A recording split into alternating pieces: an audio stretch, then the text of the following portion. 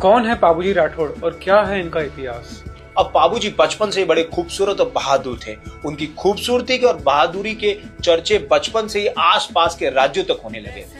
अब एक बार बाबूजी की शादी तय होती है अमरकोट के राजा सूरजमल सोढ़ा के बेटी फूलम दे के साथ, जिनका नाम कहीं कहीं पर सुप्रिया देवी देखने को मिलता है।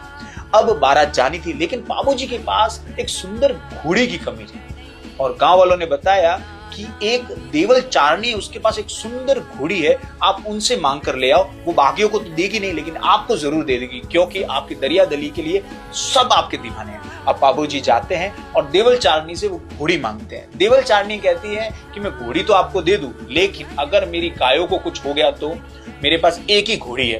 तो वो कहते हैं कि अगर तुम्हारी गायों पर या तुम पर किसी प्रकार का भी खतरा आएगा तो मैं वचन देता हूं कि मैं सब कुछ छोड़कर वापस आऊंगा तुम्हें बचाने। अब देवल चारणी को बाबूजी का वरदान मिल गया या फिर कहिए वचन मिल गया, तो और क्या चाहिए। देवल चारणी ने वो घोड़ी दे दी। अब वो घोड़ी को लेकर अमरकोट पहुंचते हैं। अमरकोट में शादी की सभी कहते हैं कि प्रथा चालू होती है और बैठते हैं वो बाबूजी और फेरे चालू होते हैं। पहला फेरा, दूसरा फेरा और तीसरा फेरा पूरा होता है, तभी वो घोड़ी हिनहिनाती है, मानो उन्हें संकेत मिल रहा हो कि देवल चारणी की गाय खतरे में है। और सच में वो खतरे में थी। और ये जब हिनहिनाना सुनते हैं बाबूजी, तो वो चलते फेरे से उठ जाते हैं।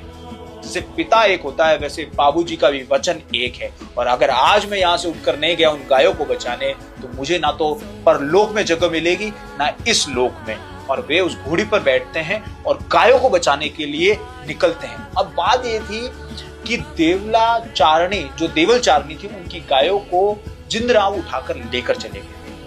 अब बाबूजी जाते हैं और वहां पर घमासान युद्ध होता है, बहुत घमासान युद्ध होता है और वे जिंदराव को हराकर गायों को बचा लेते हैं। लेकिन वो जिंदराव को मारते नहीं, क्योंकि कुछ लोग कहते हैं कि जिंदराव उनकी बहन के पति थे और वो अपनी बहन के सुहाग को उजाड़ना नहीं चाहते। और फिर वो गायों को लेकर कुछ दूरी पर जाते हैं और वहां पर 3 दिन से गाय प्यासी थी, तो उन्हें पानी पिला रहे थे। तभी जिंदराव अपने मामा भाटी की सेना को लेकर अचानक हमला कर देता है बाबूजी पर और बाबूजी वहां लड़ते लड़ते वीर गति को प्राप्त हो जाते हैं। मात्र 24 साल की उम्र थी बाबूजी की जब वे वीर गति को प्राप्त हुए। और आज भी रबारी, देवासी, भील उन्हें अपना इष्ट देव मानते हैं। राजस्थान में ऊंटों को लाने वाले सबसे पहले बाबूजी थे, इसलिए उन्हें ऊंटों का देवता भी माना जाता है। वे लक्ष्मण के अवतार भी माने जाते हैं। इसके अलावा मेरा ये मानना है कि आज भी जहां जहां पर लोक देवताओं की बात होती है, उनमें बाबूजी का नाम बड़े सम्मान के साथ लिया जाता है।